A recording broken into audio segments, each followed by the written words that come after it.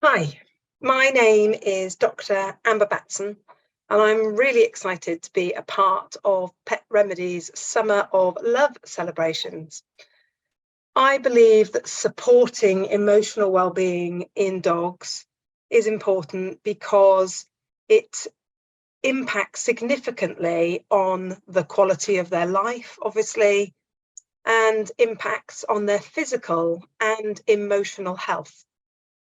And a knock on from that will be the way they're feeling will have this impact on the relationship they have with us, which of course is what all of this is about, that dual relationship.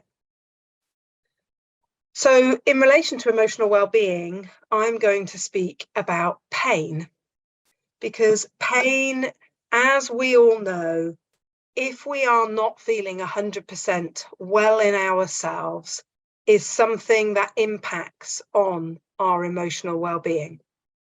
There's something about being in pain anywhere in our body that can impact negatively on our emotional state.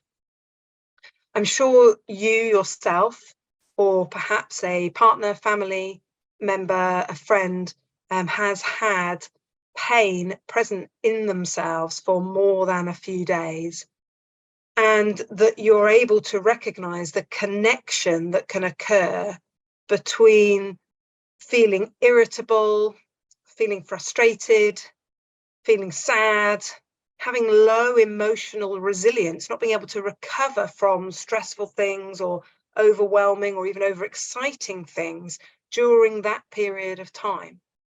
And dogs, of course, are no different from us in many of those ways. Research, certainly in humans, has shown us that positive emotional well-being will actually reduce the perception of pain. So when we feel happy and well, we feel less pain. Whereas the opposite is also true. When we're in a more negative emotional state, when we feel sad, when we feel low, then we're more likely to perceive pains in our body as being more intense, being greater.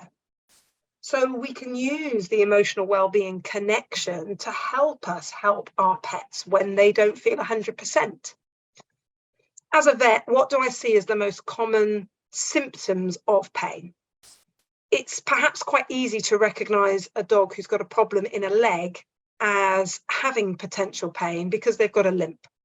But there are many other parts of the body which can cause pain in dogs, which can impact on their emotional well-being. Good examples would be pain in the neck, pain in the back, and they often do not present with a lameness. It could be pain in the mouth. Just like us, we can have an infected tooth, we can have root exposure, there can be maybe mouth ulcers, something like that, which are causing ongoing pain. The dog could have an ear problem, an ear infection, or something deeper inside the ear. The dog could have head pain in the term of perhaps things not being quite right within their skull, which is more common in some breeds than others. They can also have internal pain in the pancreas, in the bladder, in the liver, in the guts. You know, when we've got some ongoing gut problems and the gut is cramping, irritable bowel syndrome, that sort of thing, dogs get those too. So there's a whole variety of places that dogs can be experiencing pain, and that pain isn't as easy to recognize as a dog with a sore paw or a sore joint that has a limp. So symptoms that we might see in those types of cases most commonly are the dog changes their behavior. They often start withdrawing a little bit. They don't want to offer you the toy as frequently, or perhaps they don't really want to go on their walk, or they sit down on their walk. They're not so keen on walking home because they are getting too much pain. Maybe they don't interact with you in the same way. Maybe they're not greeting you in the same way when you get up in the morning or when you come back into the house. Maybe they're not playing with dogs in the same way that they used to. Maybe they're offering behaviors that are communications of I need more space. So that can be quite subtle things, perhaps like turning their head away and lip licking, or perhaps yawning and blinking a lot more. I'm quite good at dog interpret whatever that word is, but impressions, that's the word.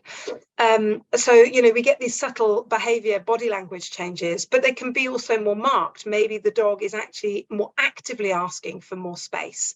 So actually they are starting to growl. That doesn't mean the dog's going to bite. It's their way of saying, stop, please listen to me. Maybe they're lip curling, maybe they're snapping. So sometimes aggression is an indicator of pain. So for the dog's emotional well-being, if you're seeing change in your dog, whether it be a physical change or a behavioral change, get some diarization of that, you know, record it, perhaps only over a few days. What are you actually seeing that's different? Maybe get a little bit of video clip of how they're walking, how they're changing their play, you know, how they're resting, the way they're moving around that is different than it was before. And take those observations, which are so valuable, to your vet. Taking the dog on their own isn't always the most helpful, because just like us, when we go to the doctors or hospital, we get adrenaline because we're nervous. And dogs very much don't like to come to see us in a clinic. And so that adrenaline quite often stops them showing certain types of pain when they are with us. So if we've got a diary, if we've got a bit of video footage from home of stuff you were just seeing anyway, that can be really, really useful. And then if we are in a situation where pain is being diagnosed, then there will be wonderful ideas from the rest of this celebration of emotional well-being for dogs that will give us ideas how we can help, improving their sleep, improving the quality of interactions with the humans around them, giving them more positive exploration, more positive choices, things that they really enjoy, and finding the right things that fit the diagnosis that's causing the pain and the treatment plan for that pain can really help boost their emotional well-being. And a dog who is reduced in pain or free in pain is always going to be better off than one who, of course, is having ongoing issues. I hope that's helped, and I know that you're going to really enjoy all the other clips that we're hearing as part of this celebration. Thanks to Pet Remedy. Thanks for listening.